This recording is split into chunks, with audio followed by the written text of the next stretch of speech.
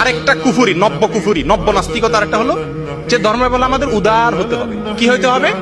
উদার হইতে হবে। আমার সবচেয়ে আশ্চর্য লাগে এই নসিহত গুলা কারা করে? যাদেরকে মাটিতে শোয়া পেটের উপর একটা পাড়া দিলে শুদ্ধ করে সূরা ফাতিহাটাও বলতে পারবে না।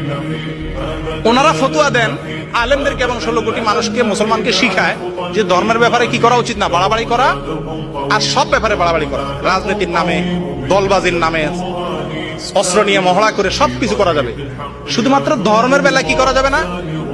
আল্লাহ কোরআনে বলেছে ইন্নাল্লাহা লা ইউহিব্বুল মুতাদিন, আল্লাহ সীমা লঙ্ঘনকারী, বাড়াবাড়িকারীদেরকে আল্লাহ পছন্দ করে না। সেটা কি ধর্মের বেলা না যে কোনো বেলা? যে কোনো বেলা আল্লাহ তাআলা কি করে না? বাড়াবাড়িকে পছন্দ। কিন্তু ধর্মের বেলা বাড়াবাড়ি কাকে? আপনি এটা গান শুনতেছেন, আমি যদি বলি ভাই গানটা শুনেন না প্লিজ, বন্ধ করেন, এটা হারাম, তো সঙ্গে সঙ্গে বলবে কি ভাই ধর্ম নিয়ে বাড়াবাড়ি করা ঠিক না। বাড়াবাড়ি কাকে বলে? বাড়াবাড়ি হলো সীমানার বাইরে যাওয়া। গান না শোনা এটা ধর্মের ভিতরের জিনিস না বাইরের জিনিস? ধর্মের ভিতরের জিনিস আমি বলতে গেলে আমি বাড়াবাড়ি কেমনে হবে? বাড়াবাড়ি হবে ধর্মের যেটা নিষেধ করে নাই, আমি যদি সেটাও নিষেধ করতে যাই তখন সেটা বাড়াবাড়ি হবে নাকি? আজকে এরা এই কথা বলে শত শত মানুষকে বিভ্রান্ত করছে।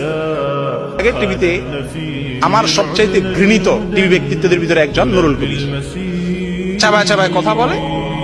উনি কয়দিন আগে বাংলাদেশে দেখলাম ফতোয়া দিচ্ছেন যে যারা, উনি বলেন যে আমি যতটুকু জানি কোরআন আর হাদিসে কোথাও বলা হয় নাই যারা নবীকে গালি দিবে তাদের কোনো শাস্তি দিতে হবে, তাদের কোনো শাস্তি দেওয়া যাবে না, তাদের শাস্তি আল্লাহই দিবে। কি মুমিন মুসলমান চিন্তা করছেন? আল্লাহু আকবার, আল্লাহর প্রতি কি বিশ্বাস! যারা নবীকে গালিগালাজ করবে এদের সাইজ করবে আমার আল্লাহ। আর যত বিচার আছে যুদ্ধ করার দিতে এগুলা সব আমার দায়িত্ব। যেগুলাতে আমার সুযোগ সুবিধা আছে আমি ইসলামকে বাদ দিতে পারবো, যেসব বিচার দিয়া এইগুলো আমি করব। আর নবীকে গালি দিল, আল্লাহকে গালি দিল, এগুলার বিচার আমি করবো না, এগুলা কে করবে? মহান রব্বুল আলামিন করবে।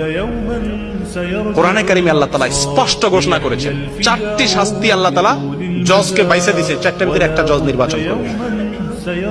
আল্লাযীনা ইউহারিবুনা আল্লাহ ওয়া রাসূলাহু, যারা আল্লাহ এবং আল্লাহর রাসূলের বিরুদ্ধে বিদ্রোহ ঘোষণা করবে।